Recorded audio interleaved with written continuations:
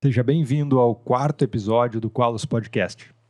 Esse é o único programa que reúne gastroenterologistas, endoscopistas e diversas outras especialidades para abordar os temas mais relevantes e inovadores relacionados à saúde do aparelho digestivo. Aqui nós valorizamos um conteúdo de qualidade e nós estamos compartilhando experiências, desafios e soluções que impactam diretamente na vida dos nossos pacientes e dos profissionais da área da saúde. Nós estamos abordando temas como o tratamento das doenças gastrointestinais, novidades em pesquisa, tecnologia, inovações, além de discutir sobre a evolução da medicina e o quanto essa evolução vem impactando na sociedade.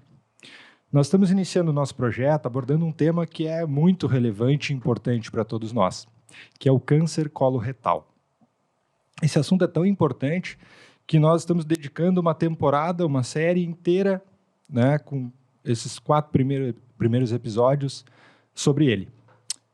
Hoje, nós vamos ter o prazer de mergulhar num tema que nós gostamos tanto, que é a endoscopia terapêutica para o tratamento das lesões coloretais. Entre os principais tópicos que nós vamos explorar aqui hoje estão as diferentes técnicas para ressecção de lesão coloretal, as indicações atuais para a realização da dissecção endoscópica da submucosa e como nós podemos evoluir nessa técnica. Eu tenho certeza que nós teremos muitas dicas importantes hoje para quem está querendo evoluir nessa técnica. E como abordar as complicações das ressecções endoscópicas das lesões coloretais. Antes, nós vamos nos apresentar. Para quem não nos conhece, eu sou o Gabriel Leão, eu sou médico gastroenterologista do Hospital São Lucas da PUC, sou preceptor do Centro de Ensino e Treinamento e Endoscopia do Hospital São Lucas da PUC e professor da Escola de Medicina da PUC aqui do Rio Grande do Sul. Ari, vamos dar início então ao quarto episódio? Bem, então deixa eu me apresentar. O meu nome é Ari Leão, sou médico gastroenterologista e endoscopista, chefe dos serviços de endoscopia e gastroenterologia do Hospital São Lucas da PUC e diretor técnico da Coloprocto, clínica do aparelho digestivo.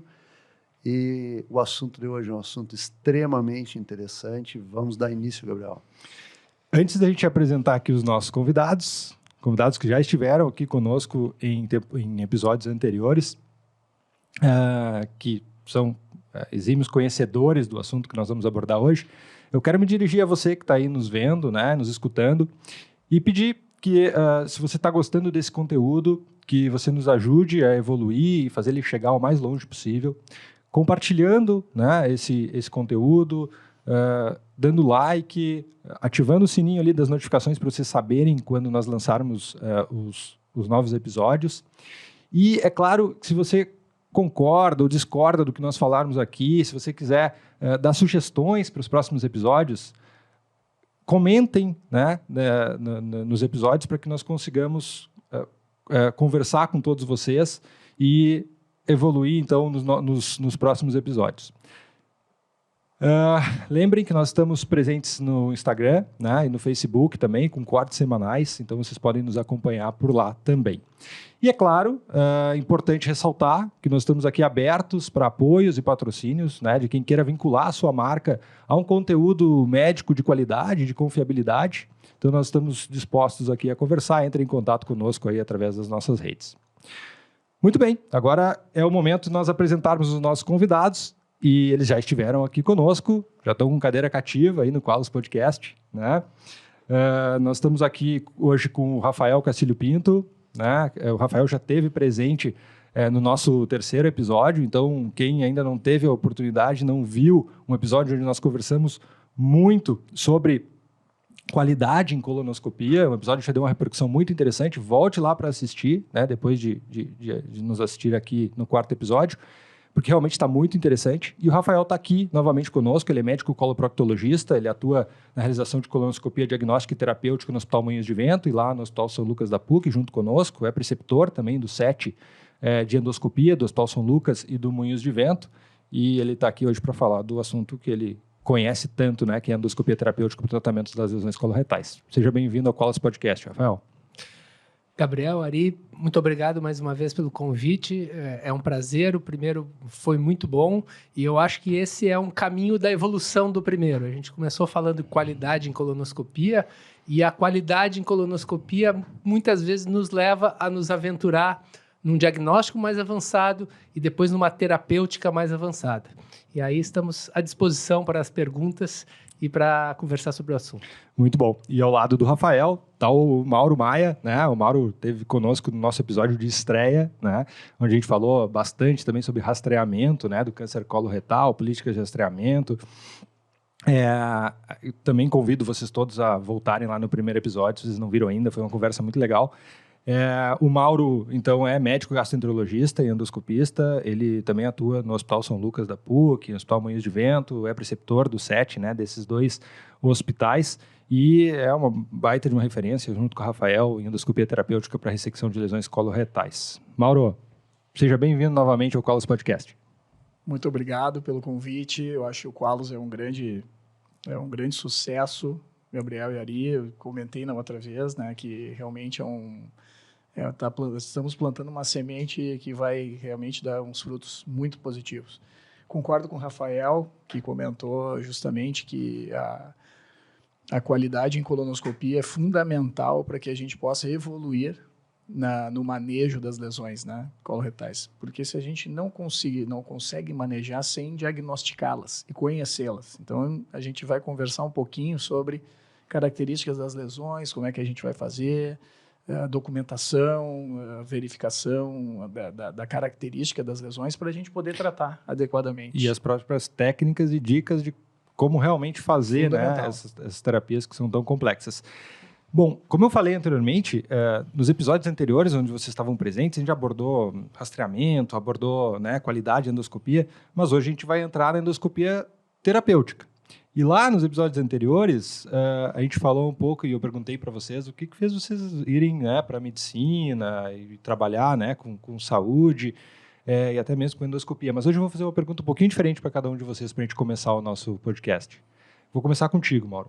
Mauro, o que te fez seguir para uma veia de terapia endoscópica? Que eu sei que é uma coisa que tu gosta muito, né, e que tu pratica muito no teu dia a dia. Que momento que deu esse gatilho na tua carreira profissional que te fez evoluir tanto para endoscopia terapêutica? Eu acho que desde a formação, né, da medicina, eu procurei sempre ir para o lado um pouco mais cirúrgico, né? E aí no meio, assim, eu me desanimei um pouquinho. A gente tinha as aulas com os cachorrinhos e tal, e aquilo ali, eu acho que eu verifiquei que as técnicas cirúrgicas demoravam muito e eu não ia ter muita paciência. Então, eu achei que não era o momento. Depois, evoluindo na endoscopia, na minha formação endoscópica, eu comecei a fazer a via biliar, né? Então, isso foi já ali uma semente plantada pelo nosso professor, né? Que foi o nosso professor lá da PUC. Quem são os filhos da PUC, é o Dr. Ritter. Então, isso já começou. E depois eu acabei, os caminhos me levaram para a Fugast, né? E lá na Fugast eu tive um contato com um grande professor, que foi o Dr. Cláudio Rolim Teixeira, e ele realmente tinha uma veia muito terapêutica. E aí foi o contato, e a gente na medicina tem muito apadrinhamento, eu acho que todas as profissões, mas a medicina muito.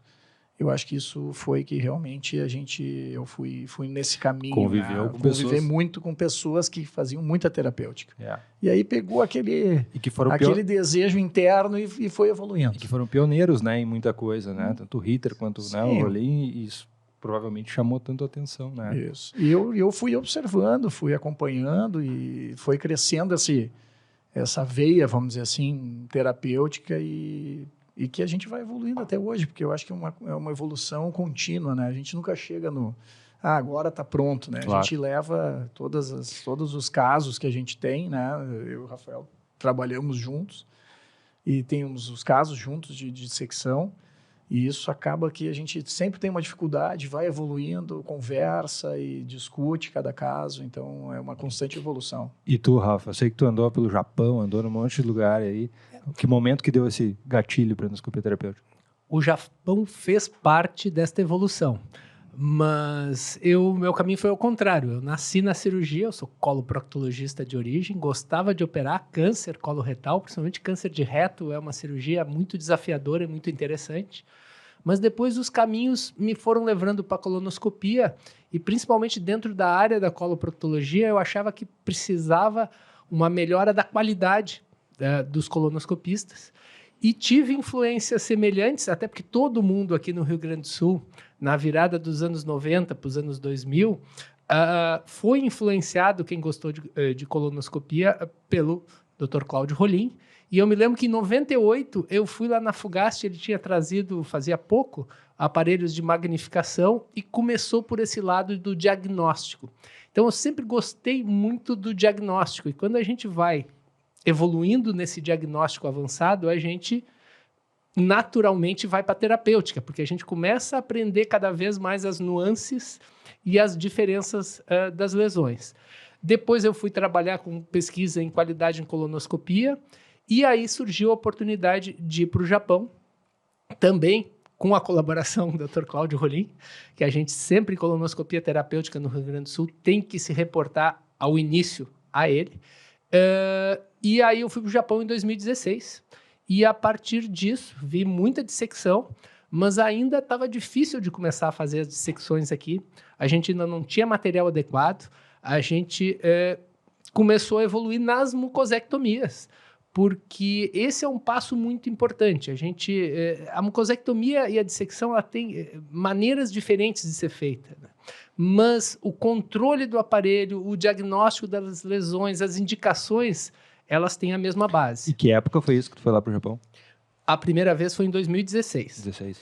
E aí a gente foi evoluindo na colonoscopia terapêutica, e em 2019 nós fizemos o nosso primeiro caso de dissecção no Hospital Moinhos de Vento, com a ajuda de um colega de São Paulo, Dr. Rafael também, Moniz, e logo em seguida eu já tinha uma viagem marcada para o Japão para 2020.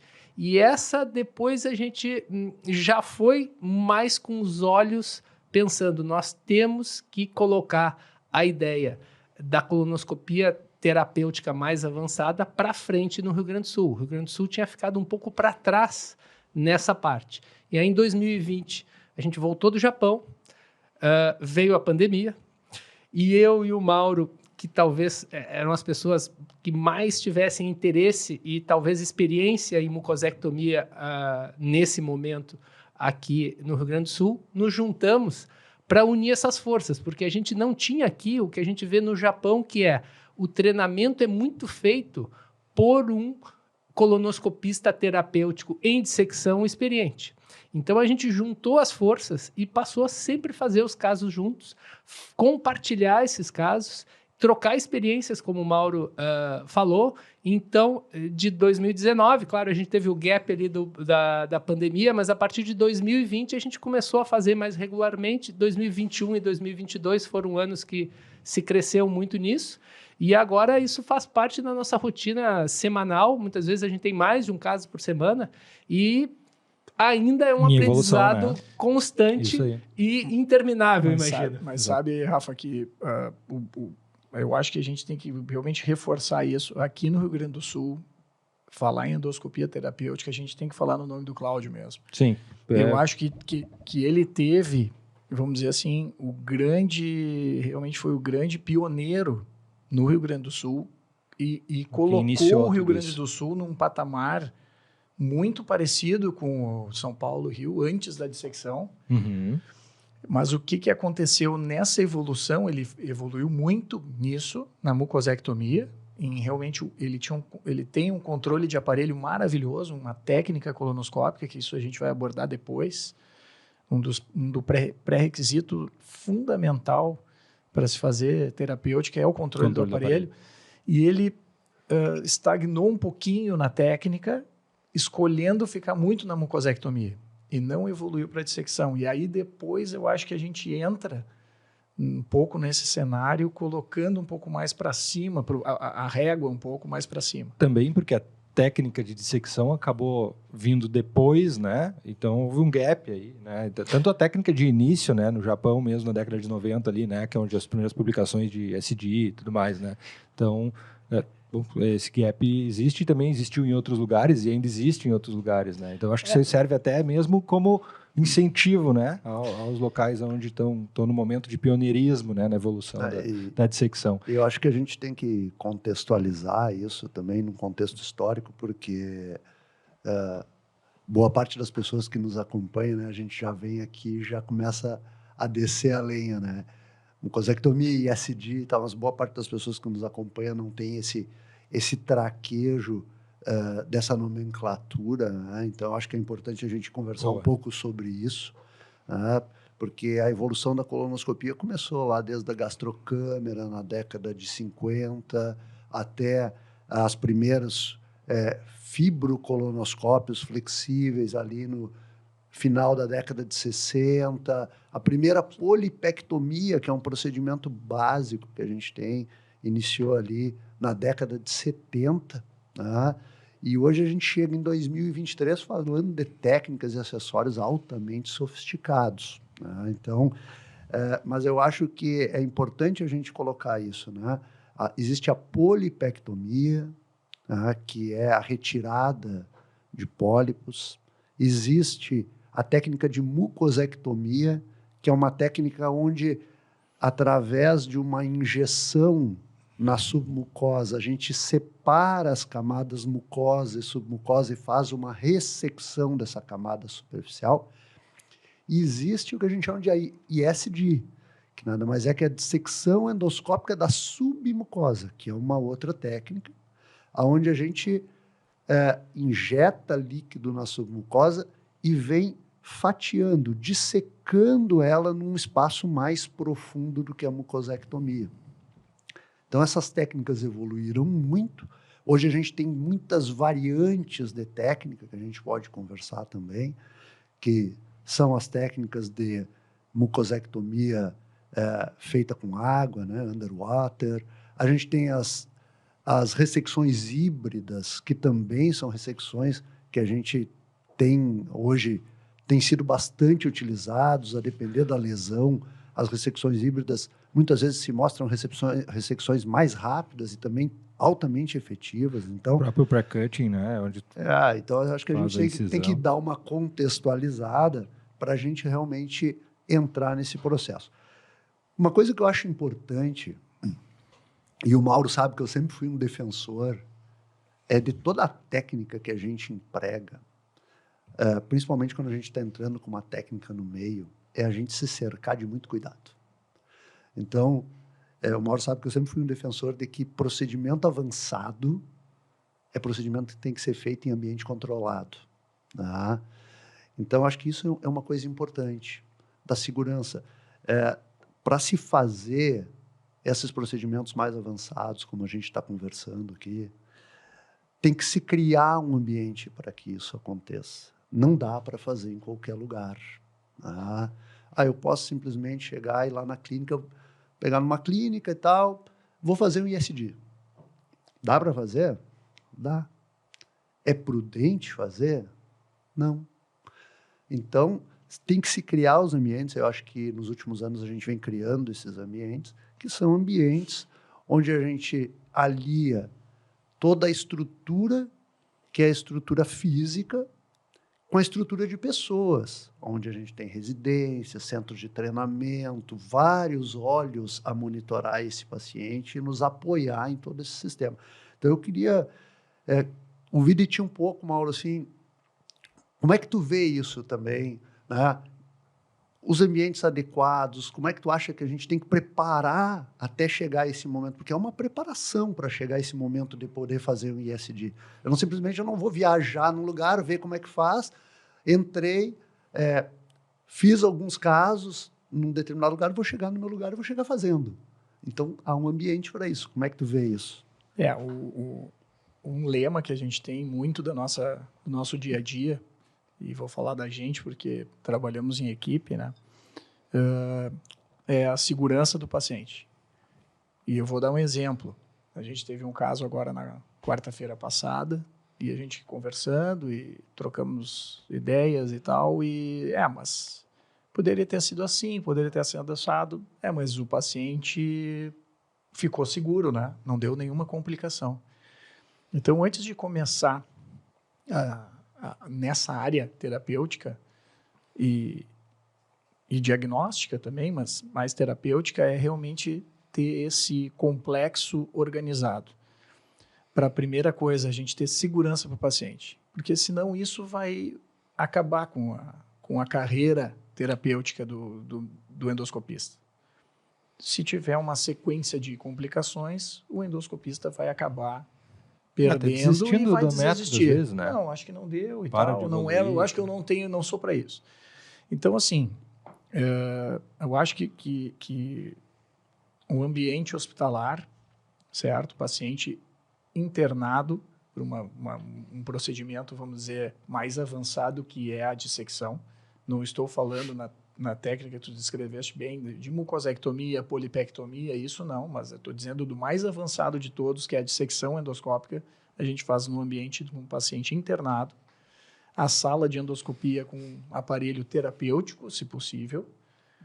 Tá? Temos que ter anestesista, certo? Controlado, o anestesista. Temos que ter uma bomba de CO2, né? Para que seja feita a insuflação desse paciente, do aparelho com CO2, que é muito mais seguro. Tá? Isso lembrando, falando da dissecção endoscópica da submucosa. Estou né? dizendo no ambiente terapêutico mais avançado. A gente pode depois discutir um pouco os outros, né? Então, nós temos que ter o paciente, claro, com um preparo muito bem adequado. Estamos falando do intestino, do cólon, né? A equipe preparada, a equipe médica preparada para as complicações, né? Com material adequado, com clips para perfuração, com Grasper, com rota. A gente usa uma rota biópsia para fazer a coagulação, mas uma quad Grasper, que a gente chama, que é uma pinça de coagulação.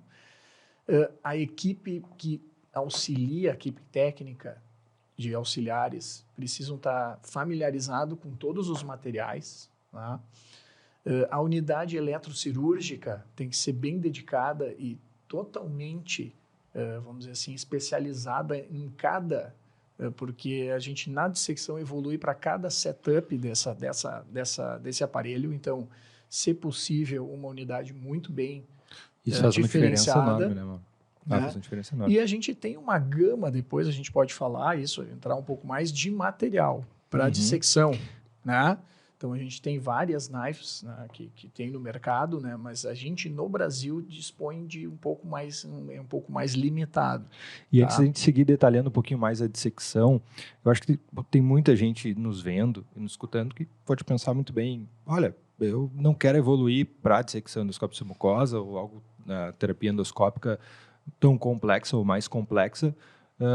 Eu quero fazer os meus exames, quero ressecar lesões mais simples e quero saber o momento de indicar essa dissecção endoscópica de submucosa. Eu vou colocar o Rafael até... O Rafa vai entrar melhor porque ele gosta mais disso. Mas antes desse setup todo, dessa organização que o Ari colocou, para a gente começar e ter o paciente... E tu colocaste bem a questão eu quero fazer isso, mas como é que eu vou saber esse limite, né? Então, Exato. vai ser no diagnóstico. Isso aí, que é importantíssimo. Então, a princípio, com o cólon bem preparado, com tempo de fazer o exame e vai diagnosticar, se deparou com a lesão, fica um tempo observando, aguardando, faz relaxante da musculatura, um antiespasmódico, um Buscopan, avalia, lava bem. Pode ter até aparelhos só de luz branca, mas já pode fazer o uso de corantes que se injeta, né? Se coloca de superfície para avaliar bem essa lesão, descrever. Eu acho que o grande problema, questão que a gente tem hoje, eu acho que tem muitos endoscopistas ótimos, mas que às vezes por pouco tempo e tal não conseguem descrever adequadamente a sua lesão. Então isso é muito importante a gente ter isso, o diagnóstico primeiro estabelecido. E aí, a partir disso, diante desse tipo de lesão, uma classificação macroscópica dela, eu vou, a partir disso, fazer a opção terapêutica. Eu vou fazer, num segundo momento, esse exame, eu vou referenciar esse paciente. Então, eu vou dar por encerrado o exame, encaminho a posteriori o paciente para fazer um novo procedimento terapêutico, converso com o colega, ou até nós mesmos podemos fazer isso. Claro. Isso acontece com frequência. Senta, conversa com o paciente e aí a gente estabelece a terapêutica. O plano e a terapêutica, né? E aí, esse médico que só faz uma mucosectomia de até lesões de 15 milímetros, 2 centímetros, acaba, não, essa aqui eu vou tá referenciar, tecnicamente vou mais encaminhar, difícil, que a gente for. pode entrar nas indicações da ICD. E é isso. E eu Aí, até Rafa, vou entrar nessas indicações, e não só da ESG, mas dos preceitos básicos que podem guiar um endoscopista, né, que está nos assistindo, a tomar essa decisão, né? Quais são esses preceitos? Claro que existem muitas indicações, os guidelines estão aí para dar as indicações, a gente precisaria de uma aula praticamente disso, mas existem alguns preceitos básicos de ressecção de lesão que eu acho que poderia falar para nós. Então, essa questão que é o diagnóstico avançado. Quanto mais tecnologia a gente tiver, melhor a gente vai conseguir fazer o diagnóstico avançado. Mas ele tem que começar na base. No mínimo, o ideal é a gente ter pelo menos um aparelho com alta definição, um bom preparo. Se a gente não tiver um bom preparo, a gente tem que transformar esse bom preparo. Aí o Mauro já falou, a gente pode lavar a lesão, lavar mais o colo, usar corantes, para a gente tentar identificar. E o básico é a macroscopia. A gente tem a classificação de Paris, mas tem gente que não consegue lembrar todas as letras e números. Mas eu digo muitas vezes para os alunos que se a descrição macroscópica for correta e adequada, ela vai ter a sua correspondência na classificação de Paris. Então, no momento que eu vejo aquela uma lesão realmente mais polipoide, e descrevo como polipoide, é uma lesão plana, mas tem uma área mais deprimida, a gente sempre está de olho nas áreas deprimidas, mesmo nas lesões polipoides, onde tem uma área de retração. Essas são as áreas de maior risco para a evolução do adenoma para o adenocarcinoma, ou mesmo do adenoma de baixo grau para o adenoma de alto grau. Por quê? Porque a grande indicação das dissecções pode estar, sim, no tamanho das lesões, porque a gente vai conseguir ressecar mais em bloco e ter menos recidiva, mas o nosso grande objetivo na dissecção é ir atrás das lesões que têm risco de câncer ou que estão próximas de virar câncer, porque essas lesões, muitas vezes, a mucosectomia pode fazer perder uma oportunidade, a oportunidade de uma cura ou de uma diminuição da recidiva, principalmente naquela área mais complexa. Então, voltando para o diagnóstico, a gente tem que estar muito atento à morfologia da lesão. Se ela é uma granularidade leve, uma base, a palavra irregularidade eu gosto muito. Por quê? Porque seja quando a gente usa os corantes de superfície, que é o índico carmim ou azul de metileno, a gente vai olhar para as criptas e ela vai ver se elas estão mais regulares ou irregulares. Quando a gente vê irregularidade, a gente tem mais risco de uma displasia mais avançada e, se a lesão é maior, de que a indicação da dissecção seja a mais adequada. Vale a mesma coisa para as cromoscopias digitais. A irregularidade dos vasos nos faz pensar em lesões mais avançadas. Então, morfologia, áreas de depressão, áreas nodulares mais irregulares e depois, avançando no diagnóstico, a irregularidade, seja das criptas, ou seja, dos vasos, que vão ter suas classificações correspondentes, e até depois a gente pode falar mais sobre isso, elas nos dizem, essa é uma lesão que a gente tem que ter mais cuidado, seja qual for a técnica indicada. Pode ser uma mucosectomia, mas muitas vezes essas são as lesões mais adequadas para a gente optar pela dissecção submucosa. Eu vou fazer uma colocação que eu acho que é muito importante, vem justamente nesse caminho que tu vem falando, Rafael. Muitas vezes nós nos deparamos com lesões que o tratamento é um tratamento de câncer, que a gente estabelece um tratamento minimamente invasivo. Então a gente tem que estar bem ciente que a gente está fazendo um tratamento oncológico. Por isso a calma e a tranquilidade em definir o melhor momento desse tratamento. Então, a dica que eu deixo é a seguinte: se você vê uma lesão, está em dúvida sobre essa lesão, de como abordá-la, ou acha que a sua abordagem não vai ser totalmente resolutiva, é melhor não abordá-la no primeiro momento, documentá-la e, num segundo momento, discutir com uma equipe especializada e definir qual o melhor caminho para esse paciente. Acho que essa é uma mensagem importante, porque muitas vezes lesões que poderiam ser resolvidas por um tratamento mínimo invasivo, quando elas são abordadas de maneira equivocada, elas nos atrapalham muito depois na resolução. Ou elas acabam assumindo um grau de complexidade muito alto depois para poder serem resolvidas. Então, acho que é importante um pouco. Só para complementar, Mauro, uma coisa, para quem está nos ouvindo, assim, tentar esclarecer mais ainda do que vocês já fizeram.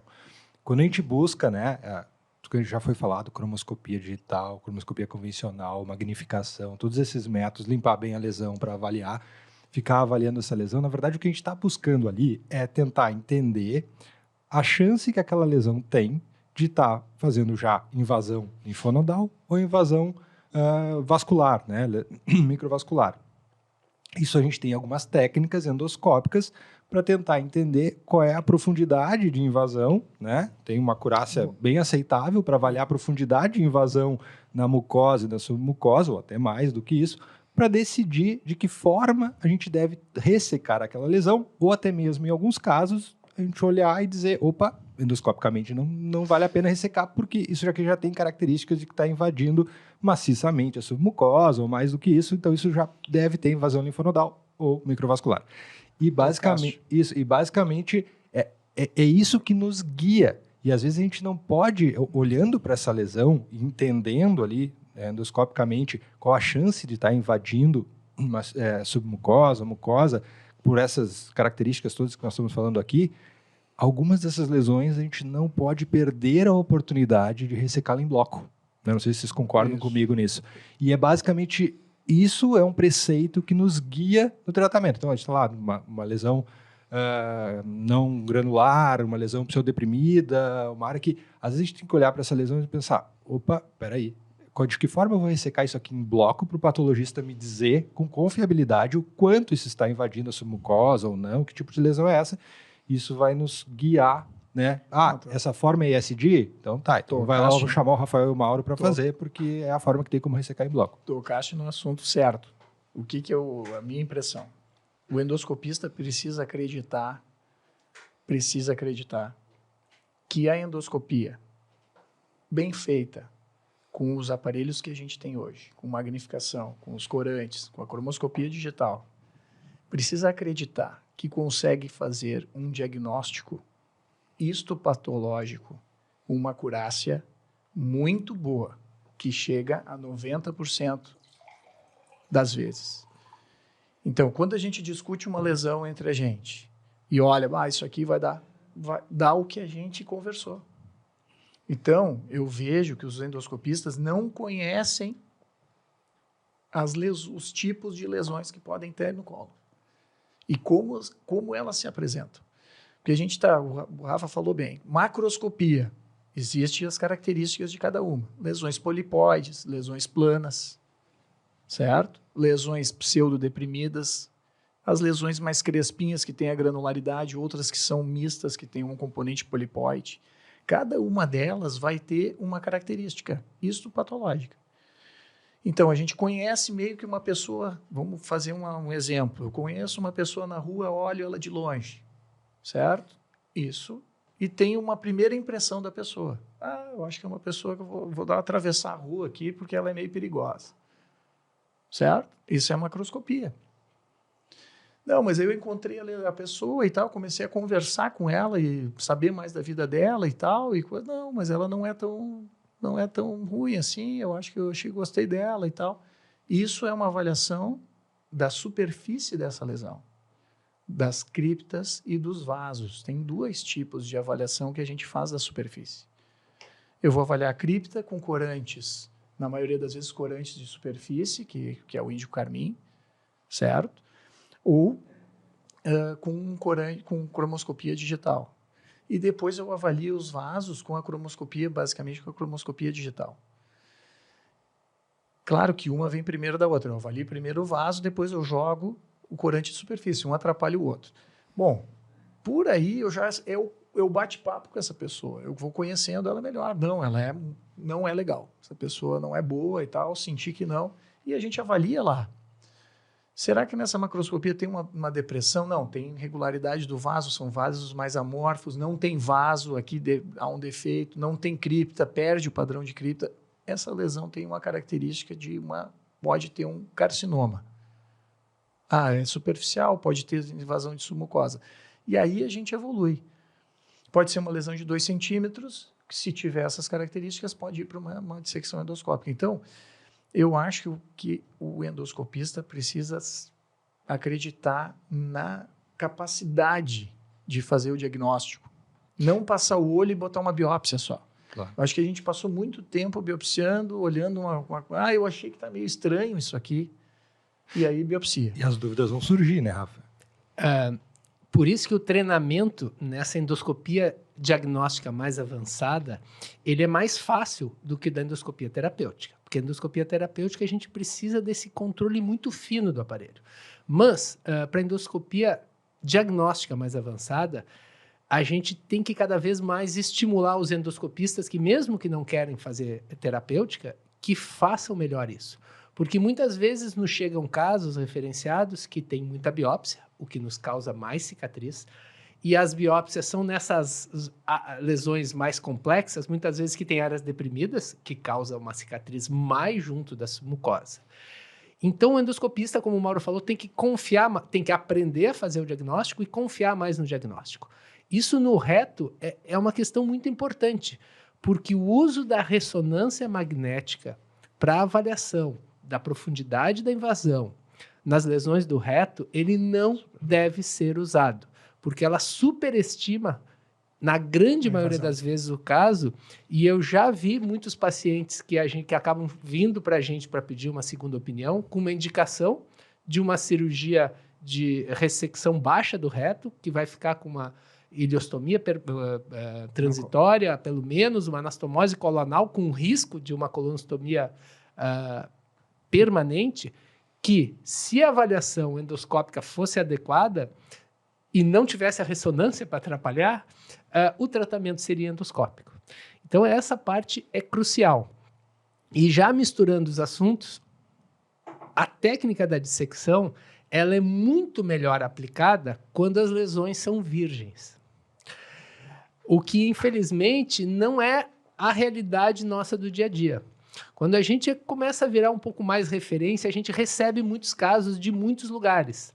Mas, muitas vezes, sim, a dissecção é uma chance de resgate de lesões.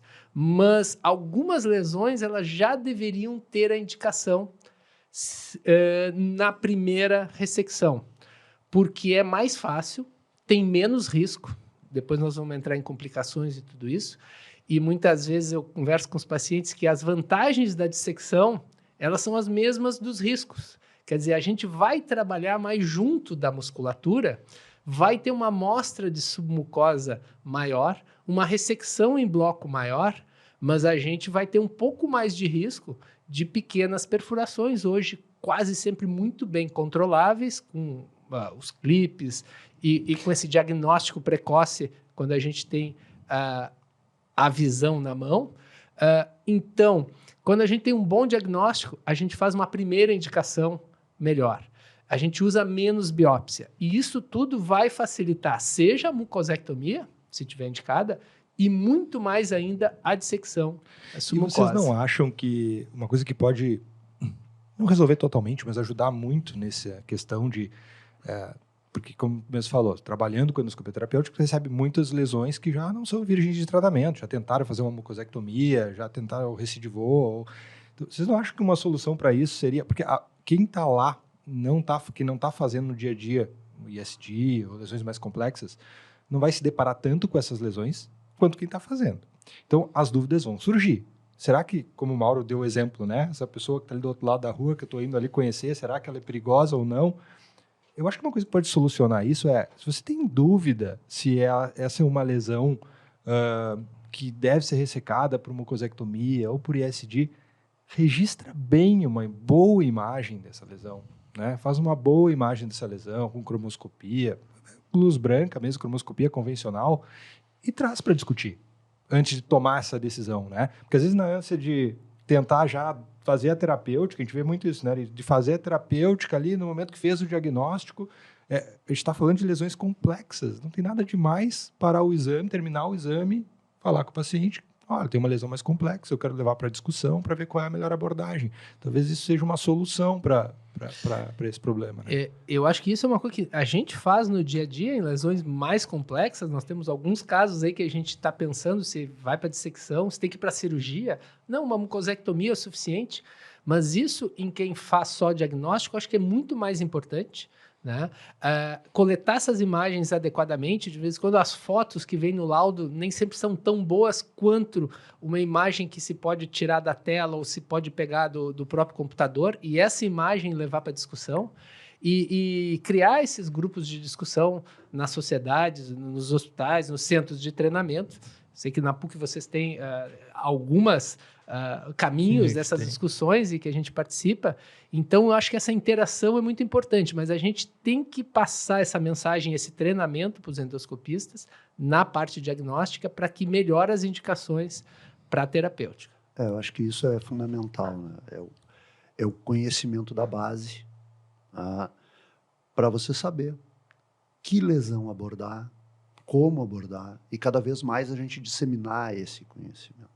Que essa disseminação desse conhecimento, e a gente tem realmente na PUC programas como, por exemplo, o Connect Endo, que são programas que a gente faz com discussões com vários serviços daqui do Rio Grande do Sul, aonde esses casos são abordados e a gente tem uma interação onde todos os grupos aprendem, aí melhoram as definições. Eu acho que o nosso caminho é esse, para definir qual a melhor sistematização para a abordagem. Cria um canal, né? Tu cria um canal, tu tem que criar um canal. Então, assim, canal de contato. O cara fica isolado com o caso, é a pior coisa. Se ele sabe, não, eu vou levar lá no Connect, vou discutir com...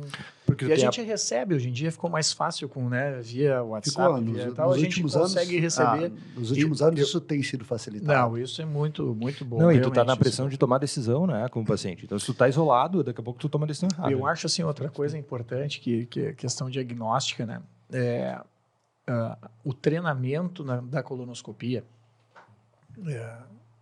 que o endoscopista está começando, o treinamento de controle do aparelho, de técnica colonoscópica é fundamental. Não só, muito mais para a terapêutica, mas para o diagnóstico. Vocês não têm noção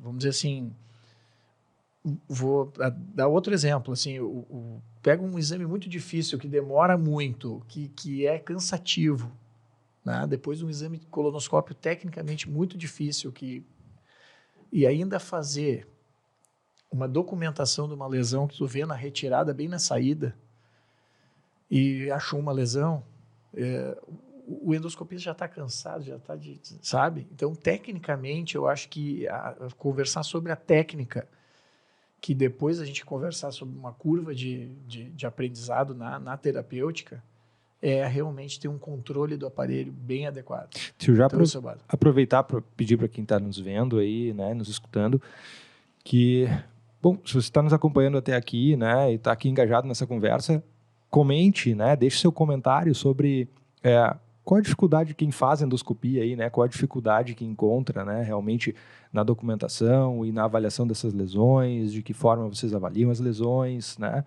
e deem sugestões aí para nós abordarmos nos próximos episódios, porque esse é mais um episódio que a gente precisava de umas 2 horas, né? Ou mais um pouco. Tem assuntos que a gente nem entrou ainda, que são muito importantes, né? E quando a gente está falando de ressecções de lesões de risco, né? Lesões que a gente já sabe previamente que são cânceres e que são abordáveis endoscopicamente, mas sempre que a gente aborda uma lesão neoplásica maligna endoscopicamente, a gente fica numa faixa bem estreita de resolutibilidade. E aí, para fazer isso, a gente precisa do suporte de patologia também. Então, isso é muito importante também. Então, os centros que fazem ressecção, eles têm que estar bem apoiados em centros de patologia. E a gente sabe que patologistas dedicados ao aparelho digestivo, eles são raros no nosso mercado hoje. Então, isso é importante. E é importante que se compreenda também a sistematização disso, né? O Rafael gosta dessa parte, né, Rafael? Então, vamos falar um pouco da sistematização do anátomo patológico, porque desde a preparação da peça até chegar ao patologista, e como é que ele tem que nos descrever, como é que a gente aborda essa questão?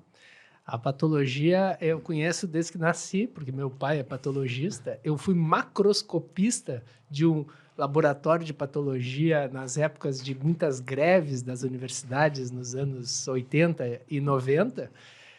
Então, eu sempre gostei muito da patologia. E acho muito interessante, só voltando, o diagnóstico tentar se aproximar tanto. E isso é uma interação muito importante.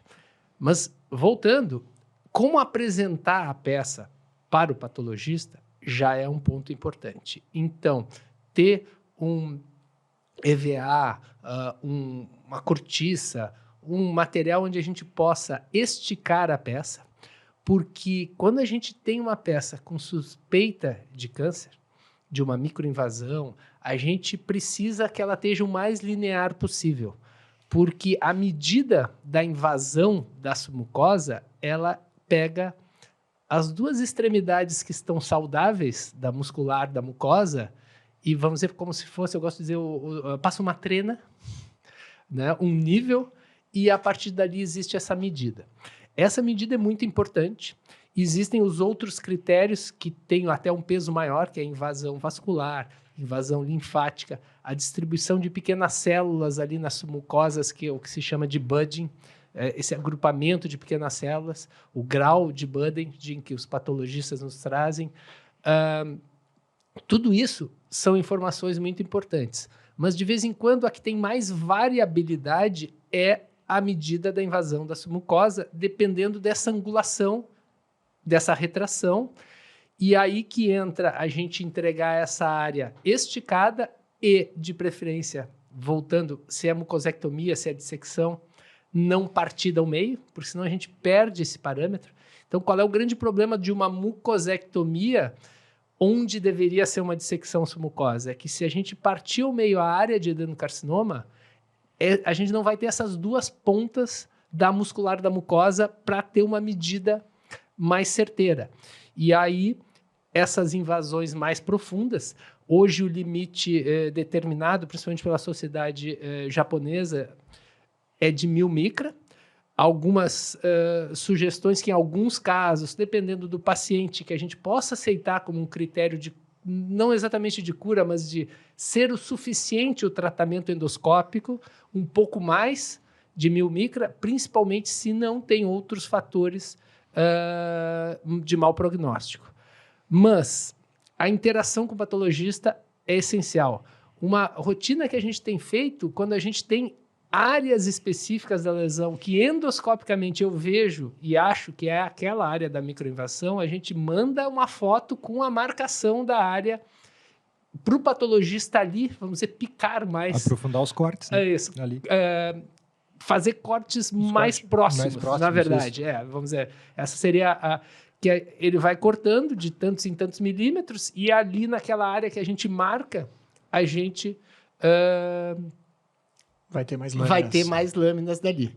E aí mais medidas, porque as medidas, a gente acha uma área de microinvasão e o patologista pode dizer, olha, aqui tem 800, aqui tem 1000, aqui tem 1600 e aquilo vai fazendo a volta. E se tiver mais cortes, ele vai achar o ponto mais profundo.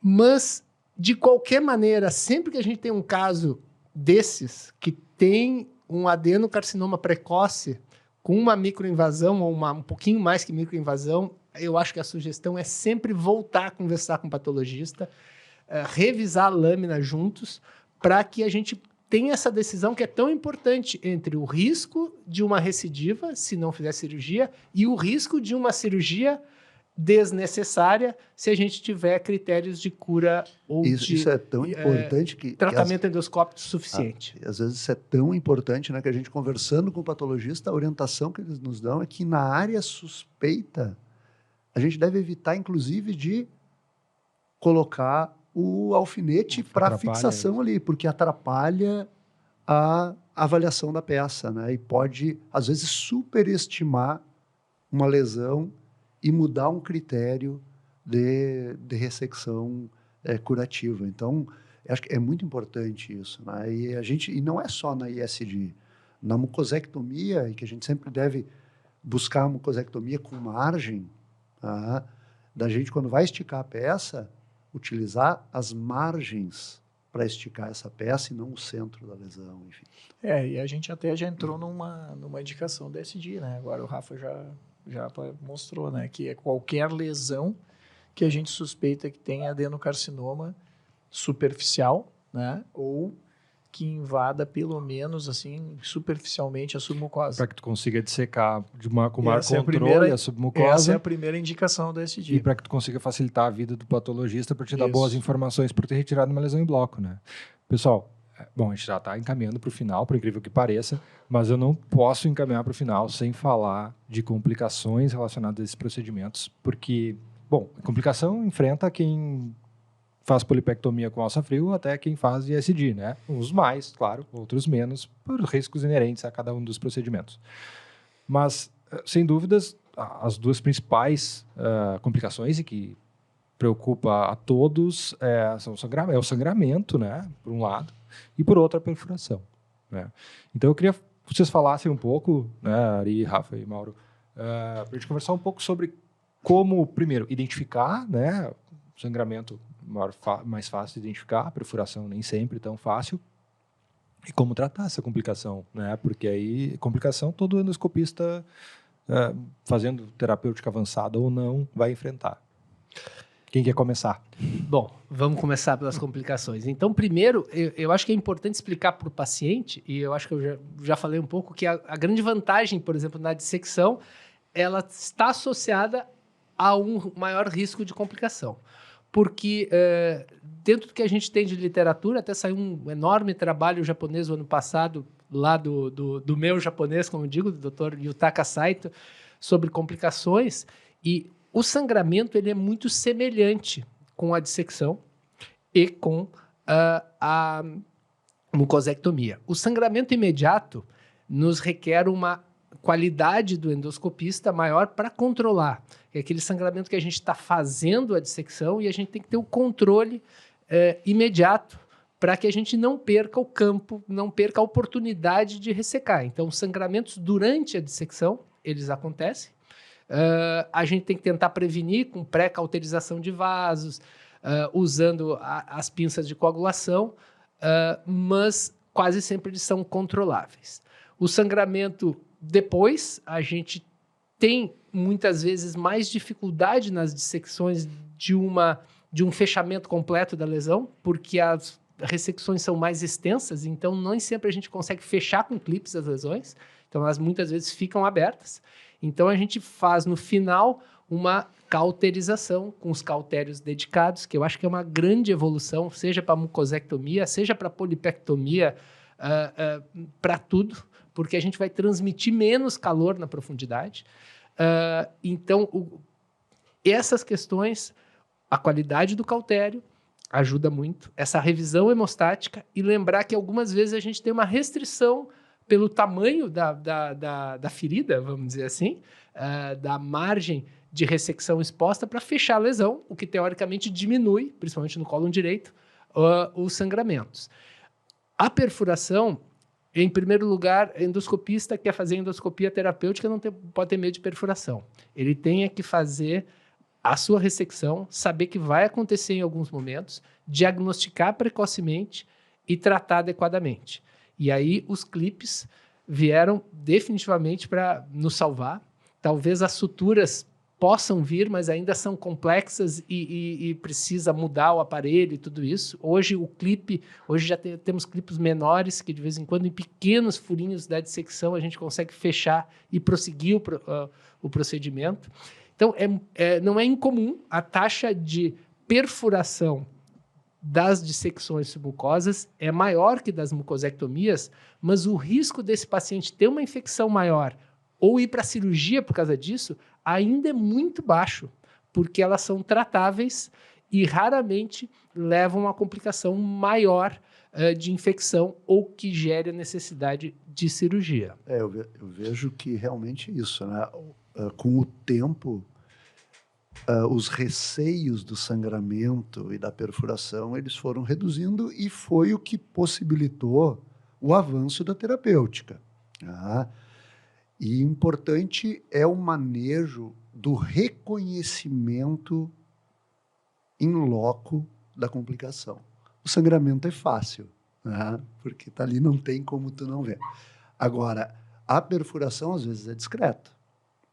Então, eu acho que durante o procedimento, e principalmente nesse pós-procedimento que tu tocou, né, Rafael, uma inspeção minuciosa dessa ferida operatória, para buscar potenciais perfurações, tratar precocemente, né? Porque a pior complicação que tem é a tardia, é a que a gente não viu. A não identificada. A não identificada. Essa é a complicação maior que a gente teme, porque hoje uma perfuração pequena, você reconhece ali no momento da dissecção, está usando CO2, o cólon está limpo, então assim, o manejo é mais tranquilo. Então, eu vejo essas características na questão das complicações, o reconhecimento precoce. E para colocar o Mauro na conversa, eu acho que isso que o Ari falou é bem importante, porque não identificar pode ser um baita problema. Não identificar tanto a perfuração naquele momento, quanto um risco maior daquela lesão de sangrar, num sangramento tardio daqui a pouco. E a evolução da endoscopia terapêutica como um todo faz com que a gente vá perdendo um pouco do receio mesmo, como o próprio Rafael falou, né? A gente hoje entra em cavidade com o aparelho para tratar defeito de parede, para colocar vácuo, para trata sangramentos muito maiores, a endoscopia como um todo, né? O terceiro espaço veio para isso, veio para a gente perder um pouquinho do receio. Então, o que se consegue dar de dica para quem está em casa nos vendo, que faz endoscopia, talvez não tenha evoluído tanto para endoscopia terapêutica ainda, pensa em evoluir ou não, nem quer evoluir, mas que se numa ressecção se depara, seja com a perfuração, seja com o sangramento, o que essa pessoa tem que fazer? A primeira coisa que eu acho que é fundamental é manter a tranquilidade. Se não consegue, chama um colega. Normalmente a gente trabalha em salas do lado, tem mais que uma sala funcionando, tem um colega, chama um colega imediatamente. Esse colega vem mais tranquilo, isso é sempre fundamental. Então chama um colega, mantenha a tranquilidade, utiliza, lava bem. Agora, antes de continuar nisso, eu acho que é importante, assim, as duas principais complicações das ressecções, que é a perfuração e o sangramento, eles são reduzidos, assim, vamos dizer, a sua taxa conforme a evolução do nosso procedimento terapêutico, a nossa curva de aprendizado. Então, o que a gente nota? Quando a gente consegue ter um adequado manejo do aparelho, tanto para mucosectomia quanto para dissecção endoscópica, a gente vai ficar mais distante do músculo. Por que isso? A gente está dissecando a submucosa e eu estou sabendo onde está o músculo. Anatomicamente, eu estou percebendo isso. E a gente, na evolução, consegue perceber, tem um vaso aqui na minha frente. Ali, logo, eu vou me deparar com ele. Então, a gente vai lançar a mão desses cautérios e vai mudar o setup, colocando para coagulação. A gente muda e faz uma pré-coagulação desse vaso e ele não vai sangrar. A pior complicação que tem é realmente um sangramento durante a dissecção. Ele muda totalmente a nossa dissecção. Fica a submucosa cheia de sangue. Então, a gente tem que ter isso em mente, que a gente tem que prevenir a complicação. Detectar precocemente, mas o fundamental é prevenção. Se a gente começar a ter uma boa percepção e um bom campo de dissecção, eu não vou causar essa perfuração no músculo, porque eu vou estar enxergando o músculo. Então, a gente não vai cortar o músculo, Então, isso é fundamental. E fundamental a anatomia também, eu saber o que esse cólon está fazendo, para onde está indo o músculo. Né? Então, a gente teve o último caso que nós tivemos, o músculo muda de posição, a muscular do órgão. Então, ele vai, caminha para cá, sobe, tem uma ostração, então a gente vai mudando a forma de abordar essa ressecção. Então, acho que as duas coisas principais. Mas no momento que aconteceu a complicação, mantenha a calma, chama um colega. Às vezes, na própria ressecção, a gente muda de quem está liderando o procedimento, ali muda o piloto, vamos dizer assim, que é fundamental. Que o outro aborda, não, eu vou fazer de uma forma aqui e tal, e consegue. Que eu falo para os residentes, né? Às vezes, até em hemorragia digestiva, né? O endoscopista... Que não deixa de ser, né? É uma hemorragia. Sim. Estou de frente Exatamente. Então, o endoscopista pode se preocupar com a hemorragia. Ele não pode se assustar. Porque no momento que tu começa a te assustar com a hemorragia, e às vezes com a falta de experiência te faz com que isso ocorra, acabou, né? Acabou, a tua tomada de decisão muda, tudo vai mudar e a dificuldade vai ser enorme para te conseguir fazer aquele sangramento parar. A gente tem que voltar lá no início daí, a segurança do paciente. Eu tenho que deixar esse paciente seguro. Tá? A perfuração, o mais importante também é, detectou a perfuração, se não está atrapalhando a dissecção, né? Ou se ela está no meio da dissecção, termina um pouco essa dissecção, porque o que acontece? O músculo perfurado, ele começa a ficar mais largo, ele começa a alargar, porque tem ar. A própria manipulação na dissecção acaba aumentando essa perfuração, e isso vai ser mais complicado de tratar. Então, a gente amplia essa dissecção, libera essa parte e depois faz o clipe. Então, teve algumas vezes que a gente até viu a perfuração, a gente está sobre um ambiente seguro, que é o CO2, anestesista, tudo mais, e a gente continua a dissecção mesmo com a perfuração e depois faz o clipe. Muito bom. Então, isso é uma coisa que tem que ter um passo a passo. Pessoal, com essas dicas, eu vou encaminhar o encerramento do nosso podcast. Tá? Passou muito rápido. Muito, né? Muito rápido mesmo. Faltou tem mais mais 2 uma hora. horas. A gente pode Tem mais uma hora, não? A gente pode fazer mais um depois para continuar o assunto. Pessoal, então agradecer muito vocês, né, por estarem aqui conosco novamente. Agradecer mais uma vez o Ari, mais um episódio aí que nós estamos indo pro final. Isso aí, primeira temporada. Isso aí, a gente está encerrando a primeira temporada, virão outras aí pela frente.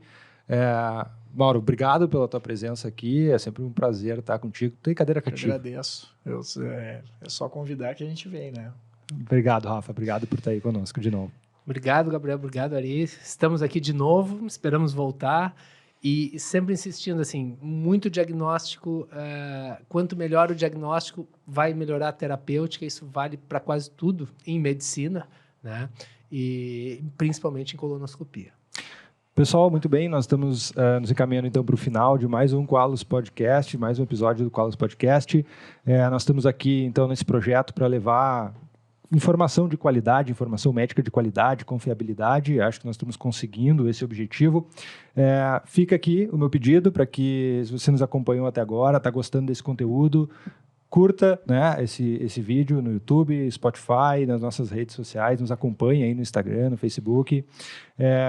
Ativa o sino de notificação ali para vocês ficarem sabendo quando nós lançarmos novos episódios virão aí pela frente.